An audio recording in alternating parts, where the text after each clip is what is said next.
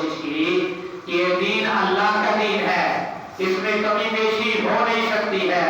اللہ کے جو فرائض ہیں کوئی ان میں کمی بیشی نہیں کر سکتا، نماز بھی فرض ہے، زکات بھی فرض ہے۔ سمجھانے کے باوجود جب اس کو سمجھ نہیں آئی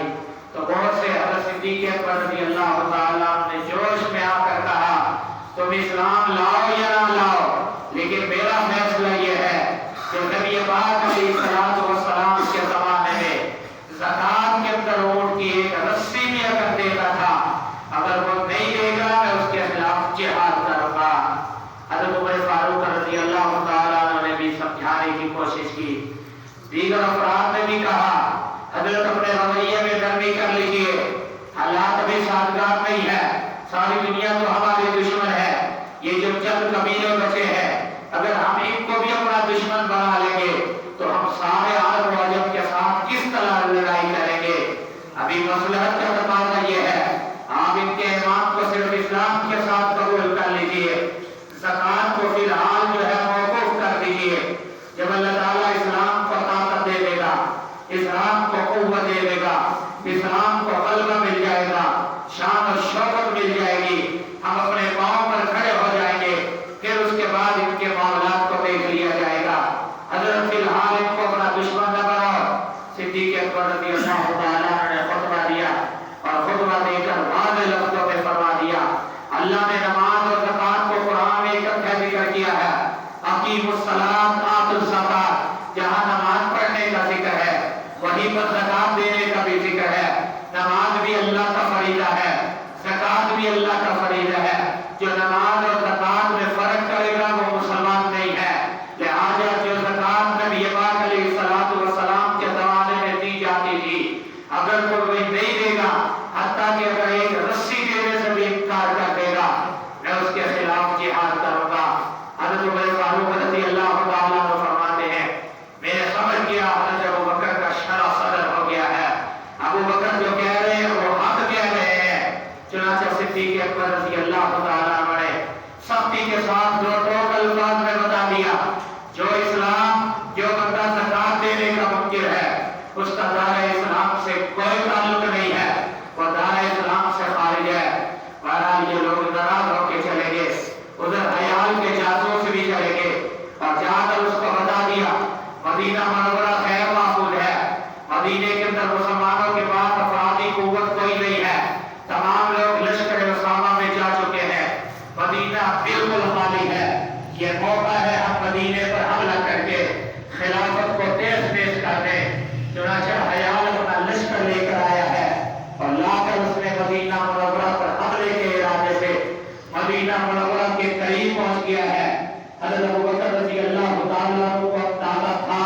دشمن کسی بھی وقت مدینہ پر حملہ کر سکتا ہے۔ مدینہ میں جو چند افراد باقی رہ گئے تھے صدیق اکبر رضی اللہ تعالیٰ عنہ کی ڈیوٹی لگائی تم لوگوں نے ہر وقت مسجد میں رہنا ہے، کسی بھی وقت دشمن حملہ کر سکتا ہے۔ چنانچہ حضرت طلحہ رضی اللہ تعالیٰ عنہ، حضرت زبیر رضی اللہ تعالیٰ عنہ، حضرت علی رضی اللہ تعالیٰ عنہ، حضرت عبداللہ بن مسعود رضی اللہ تعالیٰ عنہ، یہ حضرات ہر وقت مسجد میں رہتے۔ بہرحال دشمن آیا ہے، مدینے کے باہر آ کے پڑاؤ ڈالا ہے، مدینے پر حملہ کرنے کے ارادے سے آیا ہے۔ صدیق اکبر رضی اللہ تعالیٰ عنہ کو اطلاع ملی ہے دشمن مدینہ پر حملے کے ارادے سے مدینے کے باہر آ چکا ہے۔ صدیق اکبر رضی اللہ تعالیٰ عنہ نے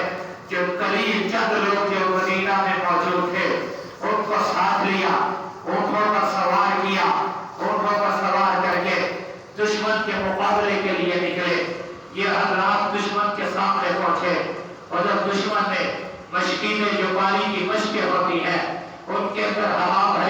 ہوا بھر کر ان کے منہ باندھ کر جو ہے ان کو جو ہے مسلمانوں کی طرف جو ہے لڑکا دیا، وہ مشکیں آئیں، اونٹوں نے سمجھا کہ یہ بندے آگے ہیں، اونٹ ڈر کر جو ہے وہ واپس بھاگے، یہاں تک کہ مدینہ منورہ پہنچ کر اونٹوں نے سانس لیا۔ مسلمانوں کا جو تھوڑا سا لشکر تھا، قلیل جماعت تھی، اونٹوں پر سوار ہو کر جو دشمن کے مقابلے میں نکلی تھی، بہرحال وہ اونٹ ڈر کر جو ہے واپسی کی راہ اونٹوں نے لی اور مدینہ منورہ پہنچ گئے۔ دشمن کو ایک بات سمجھ آ گئی،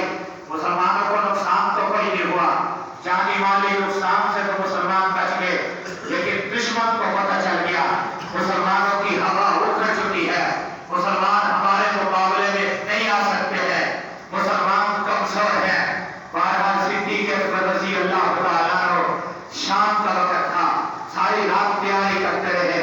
لوگوں کو اکٹھا کرتے رہے, جہاد کی ترغیب دیتے رہے. ایک لشکر رات اور رات صدیق اکبر رضی اللہ تعالیٰ نے تیار کیا اور صبح شادی کے وقت لوگوں کو لے کر, پیدل لے کر, اونٹوں کے بغیر, پہلے اونٹوں پر باہر نکلے تھے, اب پیدل لشکر کو لے کر, جو قلیل سی جمعیت تھی, تھوڑے سے لوگ تھے, بہرحال ان کو لے کر جو ہے پھر دشمن کے مقابلے میں پہنچے ہیں. اور وہاں جس ٹیلے کے اوپر دشمن موجود تھا, وہاں پر 5 کا نعرہ تکبیر بلند کر کے, اللہ اکبر کے نعرے لگا کر سوئے ہوئے دشمن پر حملہ کر دیا اور ان کو تیر کرنا شروع کر دیا, قتل کرنا شروع کر دیا. اچانک دشمن کے اوپر حملہ ہوا, دشمن بدحواس ہو